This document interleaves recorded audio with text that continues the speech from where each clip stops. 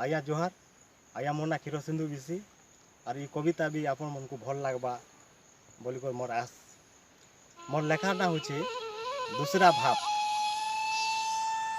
काहे हेला जे देखले तुमके धड़की जैसी छाती, अखिया ओपिया घाइकी लागसी झुमरा नी पड़े राती, रहीसी चेती चेती और मद नहीं कि गंजे नहीं निशाने जैसी माती।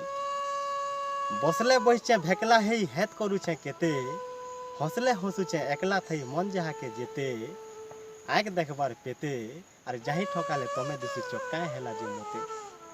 बादल नहीं न भूरी गलुचे भिजी जाऊे मुई, दुईजन लेके क्या लगुचे मुई एकला थई, रहले दूरिया हेई तुमको बाजला धोखा क्या जे मोते दूचे छी। आखिर सपन गुटे रकम मन हेउचे घारी, हजी जाइछे नुआ संसारे नहीं पारुछे फिरी, तुमको झुरी झुरी और क्या रचालो अदेखा रंग मोते भुटभुटा करी। अचिड़ा डरे बांधी देइछ नहीं छिड़ुचे केबे, तुमर फालो घिची हेउचे मुई नहीं मोर ठाबे, भेट करस जेबे और पासके आसी काय हेला जे रहस दूसरा भावे, रहस दूसरा भावे और रहस दूसरा भावे।